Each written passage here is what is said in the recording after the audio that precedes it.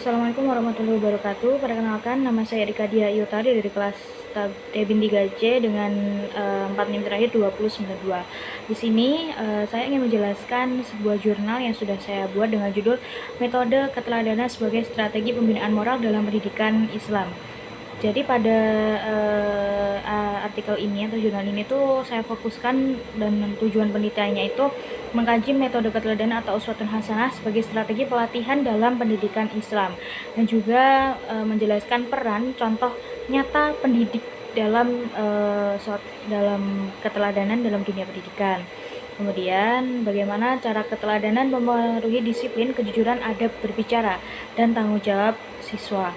Kemudian bagaimana sih hakikat pendidikan dan dalam keteladanan dalam keteladanan Islam. Pendidikan itu kan merupakan suatu proses yang membentuk pribadi agar seorang itu lebih baik dan juga lebih bertanggung jawab. Nah, dalam Islam, konsep keteladanan ini dikenal dengan nama uswah atau qudwah yang berarti sesuatu yang layak ditiru.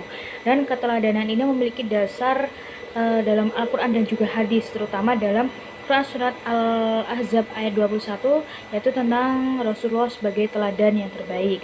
Kemudian, mengapa alasan keteladanan ini itu penting dalam pendidikan Islam? Yaitu agar anak itu memiliki sifat alami untuk meniru. Kemudian guru juga menjadi figur utama yang paling sering diikuti oleh siswanya. Dan pembentukan moral ini itu lebih efektif sebagai contoh atau melalui contoh langsung dan juga bukan hanya teori yang berlandaskan teologisnya itu kuat dalam nas Al-Quran, kemudian hadis dan juga pemikiran ulama. Kemudian perspektif ulama tentang pembentukan akhlak itu di sini saya mengutip dari dua tokoh, yaitu ada Ibnu Miskawai, yaitu akhlak terbentuk melalui usaha terus-menerus atau iktisab dan dapat berubah.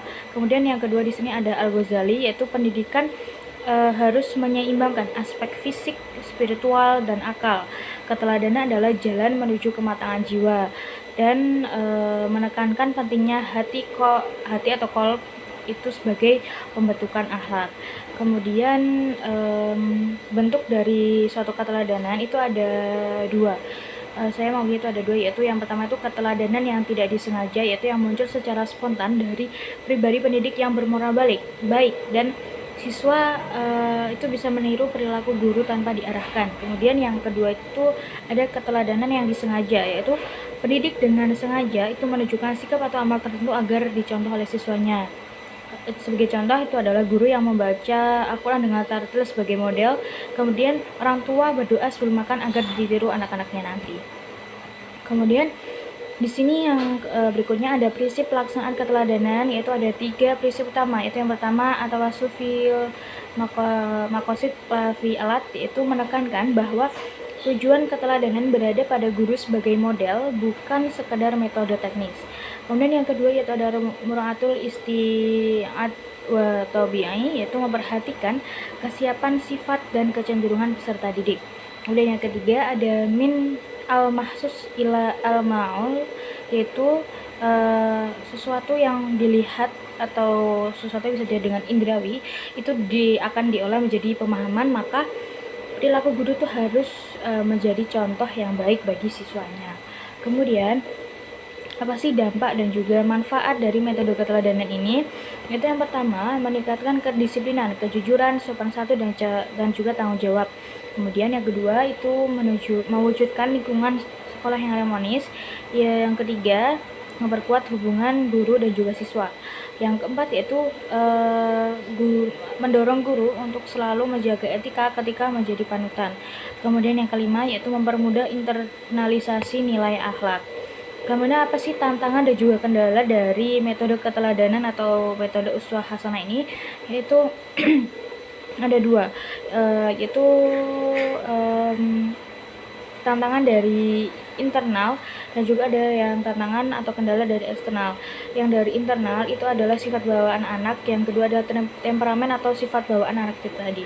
Kemudian yang kedua itu adalah kendala eksternal, yaitu Yang pertama itu biasanya pengaruh dari teman sebaya, kedua adalah lingkungan sosial, budaya, dan globalisasi. Kemudian yang terakhir itu adalah media massa ataupun dunia yang dari internet itu sering memberikan contoh yang tidak baik. Kemudian di sini ada kelebihan metode keteladanan, yaitu yang pertama membantu siswa menerapkan ilmu dalam kehidupan nyata.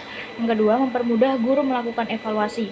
Yang ketiga menciptakan suasana belajar yang harmonis. Yang keempat menghidupkan nilai-nilai ajaran secara langsung. Yang kelima menumbuhkan hubungan yang hangat dan efektif antara guru dan siswa.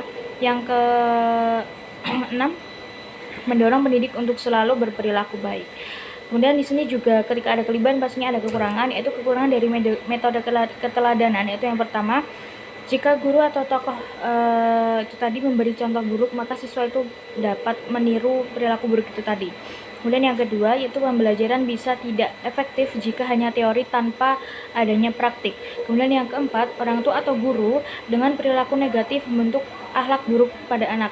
Kemudian yang terakhir atau yang keempat yaitu ketidaksesuaian ucapan dan tindakan guru menurunkan kepercayaan siswa.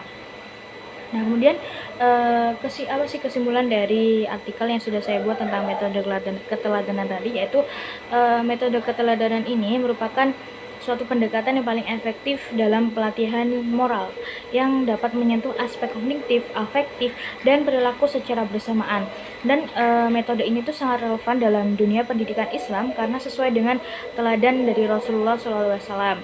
Kemudian untuk metode ini tuh juga membutuhkan sinergi atau bantuan dari keluarga, sekolah, dan masyarakat untuk hasil yang optimal, karena anak kan berinteraksi dengan orang tua, dengan lingkungannya, dengan guru, jadi itu juga sangat mendukung untuk keberhasilan metode keteladanan ini. Kemudian metode keteladanan ini itu harus dilaksanakan secara konsisten agar menghasilkan generasi bermoral dan juga berakhlak mulia.